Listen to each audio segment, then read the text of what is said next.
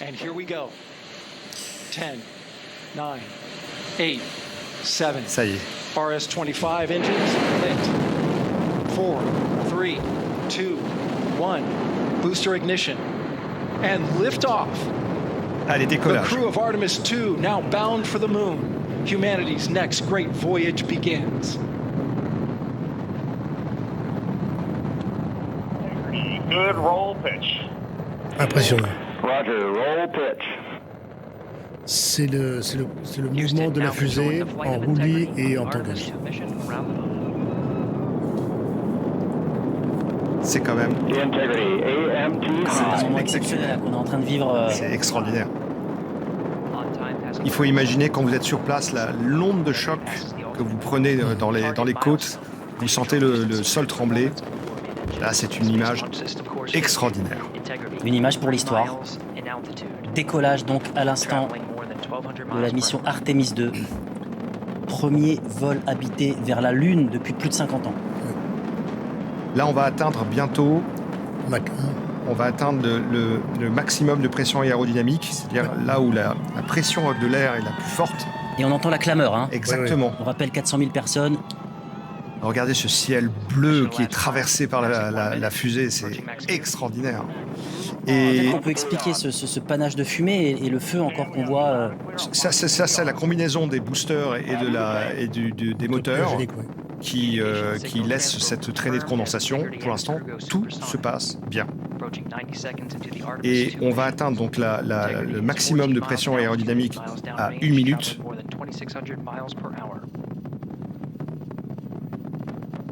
Alors on a quelle altitude là déjà? Ça va évidemment très vite. 12 km à peu près pour le moment où on sera à la pression maximale sur la fusée. 12 km d'altitude et 1700 km/h déjà, donc ça va très très très vite. 1 minute 50 seconds of mission elapsed time. Standing by for main engine throttle down Et to au bout 85%. de 2 minutes, on va avoir les boosters qui vont se séparer. À Cumax, on doit réduire les moteurs, comme sur la navette. On réduit les moteurs pour éviter de passer sur le facteur de charge maximal de la fusée. Vous avez tout le public qui est en train de regarder. Confirm Eh oui. separation. Voilà, les deux boosters se sont séparés. Donc vous avez les deux boosters sur le côté qui se sont séparés correctement. Donc ça veut dire que pour le moment tout se passe, Tout se passe. parfaitement. Tout se passe bien. Vous avez ça c'est une vue de la Converged, performance fusée. nominal, upper stage RCS ready. Copy all, Stan.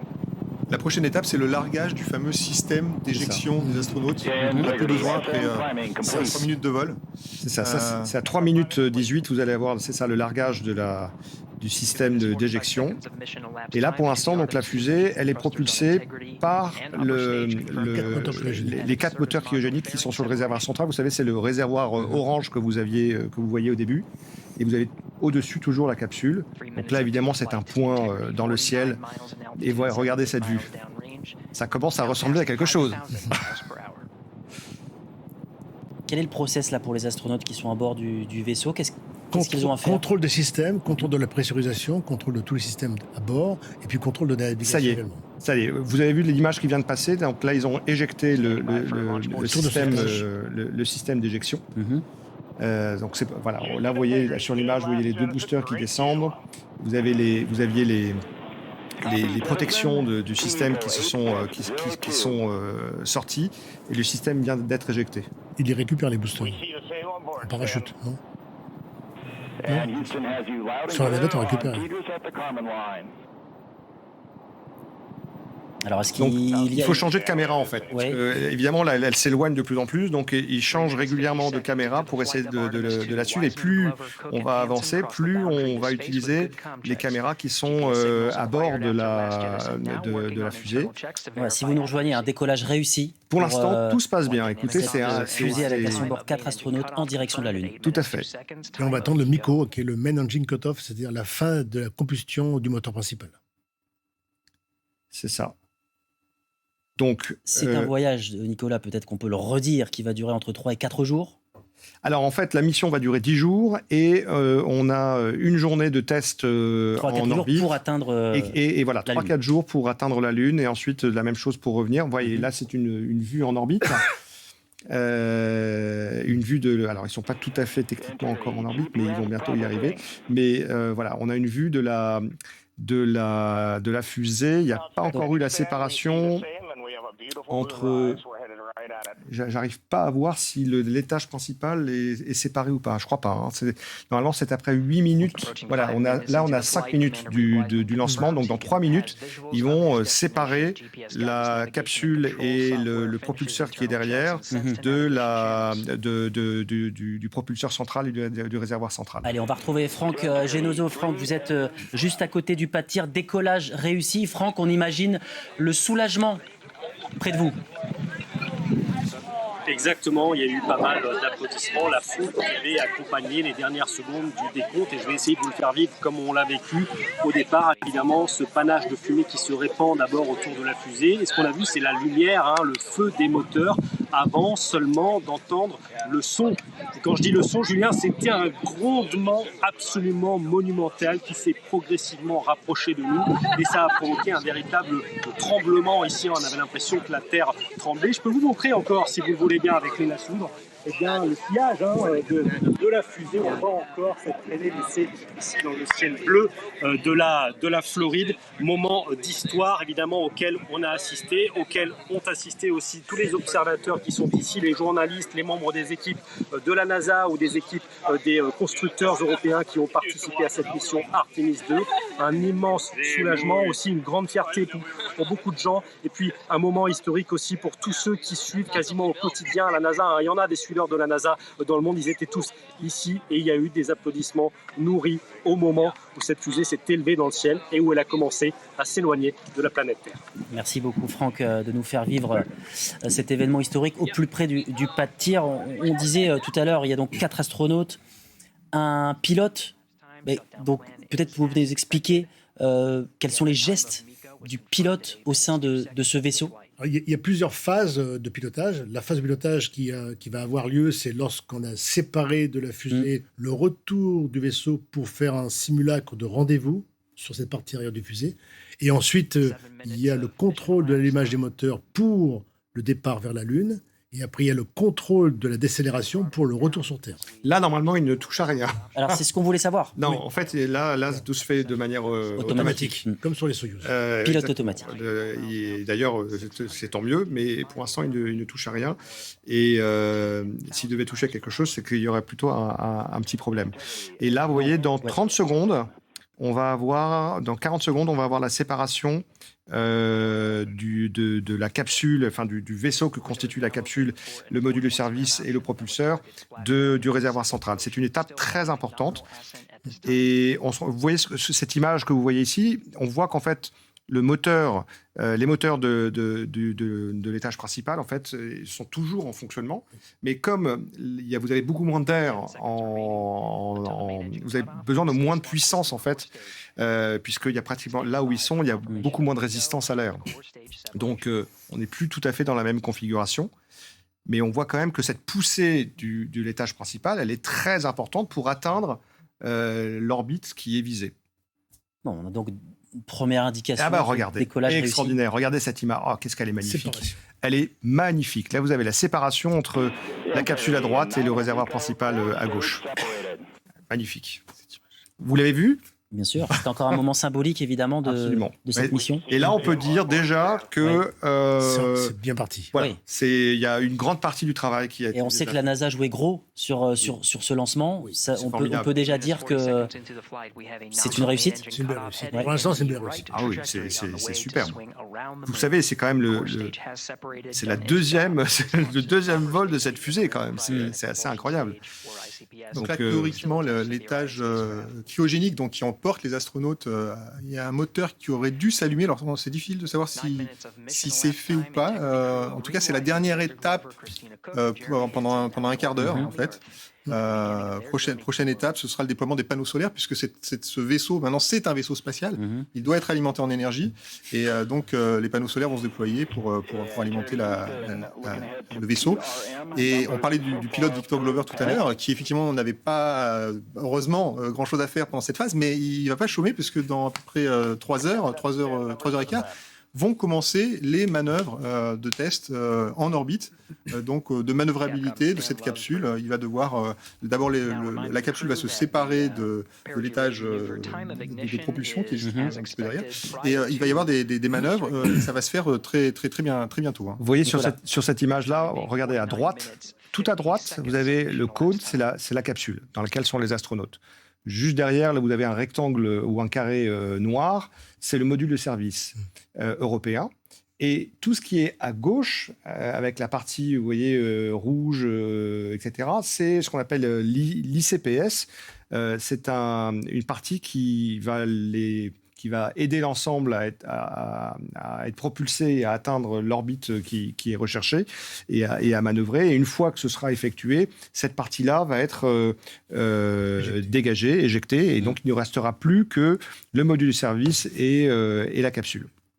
Ouais, c'est quand même de la technologie tout ça. Si vous nous rejoignez, décollage réussi pour Artemis 2 avec à son bord 4 astronautes. On peut rappeler évidemment leur nom: Reid Wiseman, le commandant; Victor Glover, le pilote du vaisseau; Christina Koch, première femme à participer à un vol lunaire; et puis un Canadien, Jeremy Hansen. Qui parle bien français et qui est un géant. D'ailleurs. Alors, est-ce qu'il y a des échanges en ce moment entre l'équipage et la base? Il y a toujours un échange entre l'équipage et le centre de contrôle pour annoncer que les paramètres sont normaux, que les moteurs fonctionnent bien. Et c'est une annonce qui est faite régulièrement toutes les 10 à 15 secondes. Quelles sont les informations qui sont données par les astronautes en ce moment? Que l'équipage se sent bien, que les paramètres à bord sont bien, mais ceux qui vont donner le plus de paramètres sont les gens qui sont au sol, sont les contrôleurs au sol. Là, ils sont en train de vérifier les communications, par exemple. Vous voyez, ils sont en train de vérifier aussi que le système s'est bien déployé. Voilà, vous avez des échanges tout à fait normaux. Dans 49... Qui prouve que tout se passe bien. On l'entend d'ailleurs à la tonalité. Oui. Dans 30 minutes à peu près, dans 38 minutes, on aura atteint l'orbite visée, et on pourra dire qu'ils sont en sécurité. Donc, mais franchement, déjà, là, on est à 12 minutes. C'est un succès. Est-ce qu'on peut dire que la phase la plus critique est passée? Oui. De toute façon, la phase la plus critique, pour moi, c'est la phase avec les boosters à poudre. Une fois qu'ils sont séparés, c'est quand même beaucoup plus relax. Puis une phase encore plus critique qui commencera dans 10 jours, qui est celle de la réentrée atmosphérique. Absolument. Alors, effectivement, peut-être qu'on peut l'évoquer, le retour s'annonce particulièrement dangereux. En fait, il faut imaginer que dans cette mission, on va un peu plus vite que lors des rentrées atmosphériques, par exemple, lorsqu'on revient de la station spatiale. Lorsqu'on vient de la station spatiale, les vitesses sont de 28 000 km/h, ce qui est quand même déjà pas mal. Et là, on sera à peu près de l'ordre de 39 500, donc 40 000 km/h. Donc c'est plus rapide. Et lors du premier vol Artemis 1, ils se sont rendus compte qu'il était sans équipage. Le bouclier thermique avait donné avait présenté quelques petits défauts, etc. Alors, il y a eu beaucoup d'enquêtes après derrière pour déterminer si ça présentait un danger pour l'intégrité de la capsule et donc pour la sécurité de l'équipage. Et il faut imaginer que derrière le bouclier thermique, vous avez quand même une coque en titane également. Et la conclusion de l'enquête, c'était de dire que non, ça ne présentait pas de danger extrême pour l'équipage si on changeait quand même l'angle d'attaque. C'est-à-dire que l'angle d'attaque dans l'atmosphère a été modifié pour permettre au bouclier thermique d'encaisser, on va dire, de manière un peu plus acceptable. Ce bouclier thermique va être changé, mais pour Artemis 3, pas pour cette mission-là. Donc là, c'est vrai que voilà, on cumule quand même pas mal de nouveautés, et c'est vrai que la rentrée, on va la surveiller de très très près. Alors peut-être qu'on peut prendre le temps de redire à quel point ce moment est historique. On le rappelle peut-être pour les téléspectateurs qui nous rejoignent, le décollage a été réussi. C'est donc le premier vol habité vers la Lune depuis plus de 50 ans. Michel Tonini, qu'est-ce que ça représente ?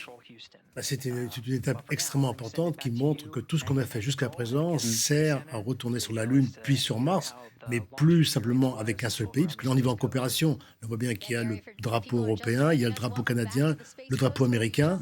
Donc on a ce signe de coopération qui est vraiment présent aujourd'hui, qui n'existait pas avant. Alors donc, coopération, mais c'est quand même, on peut le dire, une grande victoire pour les États-Unis. On imagine, connaissant Donald Trump, qu'il va s'en féliciter très rapidement. Mais c'est toujours, même l'ISS qui est vraiment les parties principales de l'ISS, c'est quand même les Américains et les Russes. C'est quand même leadership américain. Bien sûr. Ils n'ont rien imposé aux Russes parce que les Russes avaient plus d'expérience en vol long que les Américains, mais c'est leadership américain. La langue obligatoire. On est en train de vivre une forme de suprématie américaine.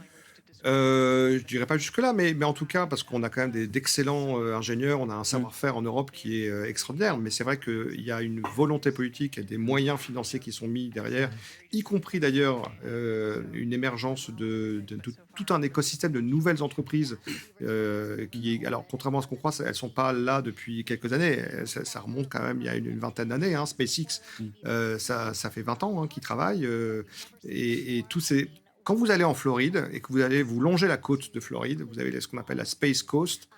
Honnêtement, là, vous sentez la puissance du spatial américain. Que vous vous rendez compte de l'incroyable tissu d'entreprises qui ont une expertise incroyable et qui font vivre des dizaines de milliers, voire des centaines de milliers d'Américains et aussi d'ingénieurs étrangers. Mais on comprend pourquoi le gouverneur de Floride est quelqu'un qui est très sensible à l'industrie spatiale. Mais qu'est-ce que les États-Unis vont chercher finalement ? A priori, les justifications quand même du programme Artemis ont pas mal fluctué au fur et à mesure que le programme a vu ses objectifs changer, son financement changer, ne serait-ce que l'arrivée d'un atterrisseur coproduit, il faudra déterminer à la fin lequel des deux ira entre Jeff Bezos et Elon Musk. Ce qu'ils vont chercher, c'est un mélange d'opportunités géopolitiques évidentes avec effectivement la compétition lunaire internationale, Chine, Russie, États-Unis, Inde aussi, mine de rien, qui musclent ses programmes en matière d'exploration lunaire. N'oublions pas de Chandrayaan 3 en août 2023 et qui augure sans doute d'autres missions pour la suite. Et à côté, on a tous les objectifs affichés, scientifiques et technologiques, scientifiques de meilleure connaissance de la géologie lunaire et du pôle sud de la Lune, et l'ensemble des éléments technologiques, c'est ceux qu'on vient d'évoquer. La validation de technologies développées à la fois par la NASA et des acteurs privés, et plus particulièrement le cas de l'atterrisseur d'ici Artemis 3, puis ensuite Artemis 4. Donc c'est le mélange de toutes ces choses, géopolitique, économie, science et industrie. Et je dirais qu'Artemis 2 marque le début d'une année lunaire 2026 assez importante, parce que là, on vient de suivre le lancement États-Unis Artemis 2, mais en réalité, en fin d'année, en octobre, a priori, on doit avoir Chang'e 7, la 7e mission du programme lunaire chinois. Et 2026 année lunaire, finalement, année de la reprise de l'exploration. Moi, je me suis posé la question de savoir si les Chinois arrivent à mettre un astronaute, un taïkonaute, sur la Lune avant les Américains, est-ce qu'en Europe, on le couvrira de la même manière ? Parce que c'est vrai, là, nous, on est associés beaucoup avec les Américains, mais les Chinois avancent à bas bruit, mais s'ils y arrivent, il faudra peut-être à moyen terme aussi qu'on envisage des coopérations, et c'est évident que, par exemple, pour aller vers Mars, il faudra les Américains ne pourront pas le faire tout seuls. Ils devront le faire avec toutes les agences spatiales dans le monde. Alors, on va peut-être expliquer aux téléspectateurs qui nous rejoignent que lors de cette mission, les 4 astronautes ne vont pas poser le pied sur la Lune. On répète, ça paraît évident, mais il faut quand même le redire ce soir. L'idée, c'est donc de poser le pied sur la Lune à horizon, si on 2028, les États-Unis 2028, il faut donc un alunisseur.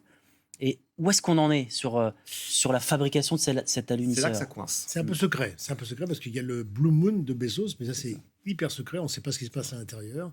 Et puis après il y a le véhicule équivalent qui est fait par Bezos, par Elon Musk. Et on ne sait pas lequel sera choisi à la fin. C'est quand même c'est un énorme enjeu. En fait, je dirais même que c'est un peu le talon d'Achille pour l'instant du programme américain. Là où les Chinois font simple et refont à peu près ce que les Américains ont fait avec Apollo, c'est-à-dire une fusée avec le module lunaire et une fusée avec le vaisseau spatial. Et en fait... ils assemblent les deux, ils ont 2 fusées différentes, et puis ils vont vers la Lune. Donc, il est possible que les Chinois soient en avance secrètement ? Pas pour l'instant, mais il est possible qu'ils réussissent à mettre un taïkonaute avant. Le système est plus simple. Comme c'est plus simple, ils peuvent y arriver plus vite. Et puis ils n'ont pas besoin d'être secrets, en fait, puisque en fait, ils ont toujours, pour le coup, honoré leur calendrier, les Chinois. Et donc, en fait, on peut leur... Alors, c'est 2030 pour la Chine. Oui, 2029 ou 2030. Alors, on n'est pas un an près, mais c'est vrai que... 2029, ce serait pas mal, parce que ce serait les 80 ans de la création de l'État de la Chine communiste. Et ce serait un coup de tonnerre incroyable. Hein. Cependant, les Chinois ont comme objectif de se poser du côté de l'équateur lunaire, donc à peu près dans les mêmes zones que les missions Apollo, enfin pas les mêmes zones physiquement, mais en tout cas à l'équateur lunaire, alors que les missions Artemis quand même ont comme ambition d'aller se poser au pôle sud, parce qu'il y a des ressources au pôle sud, de la glace d'eau notamment dans les cratères, dans le fond des cratères qui ne voient jamais la lumière du soleil. Et donc l'ambition quand même américaine est un peu plus importante. Donc on peut déjà imaginer que si les Chinois déposent un taekwondo avant les Américains, on aura un discours de la NASA, oui mais ça on l'a déjà fait il y a 50 ans et nous on va faire mieux. Et on va évidemment... L'idée d'une base également. Et Franck Genozo, vous êtes toujours avec nous. Franck, vous nous avez fait vivre juste à côté du pas de tir ce lancement historique. On peut dire que c'est un grand jour pour les États-Unis, Franck ? Oui, puisque cette mission était inédite depuis plus de 53 ans et le programme Apollo. Donc oui, c'est un jour d'histoire, c'est un jour important pour les Américains qui probablement étaient très nombreux devant leurs écrans. Et puis on verra aussi ce soir, vous savez, il y a une grande allocution, on va passer d'une actualité à l'autre ici aux États-Unis. Il y a une grande allocution de Donald Trump qui est prévue tout à l'heure à 21h ici, donc 3h du matin en France. Donald Trump qui doit parler de la guerre en Iran, mais ce serait très étonnant le connaissant et sachant d'ailleurs qu'il a amorcé le retour de ce programme lunaire, qu'il n'évoque pas ce grand succès de cette mission Artemis 2 qui a décollé quasiment à l'heure et sans problème majeur. Voilà. Et puis il faut aussi comprendre que la NASA étant une machine impressionnante de communication, eh bien on va en quelque sorte suivre dans les jours qui viennent le feuilleton de cette mission Artemis 2. Les Américains vont vivre un peu au rythme de ces 4 astronautes dans la capsule Orion. Il y aura forcément des rebondissements, il y aura des moments forts. Il y aura ce moment par exemple lorsque la capsule va passer derrière la Lune de environ 40 minutes où les astronautes ne seront plus du tout en contact avec la base de la NASA à Houston. Ça, ce sera inédit. Cette trajectoire n'a jamais été prise. Aucune mission jusque-là n'est allée aussi loin dans l'espace. Donc tout ça, c'est un grand feuilleton qui va se poursuivre pendant 10 jours, si tout se passe bien, avant le splashdown, donc le retour de la capsule Orion qui doit normalement amérir dans le Pacifique dans 10 jours. Merci beaucoup Franck, merci également à Léna Sudre qui vous accompagne dans cette mission à Cap Canaveral.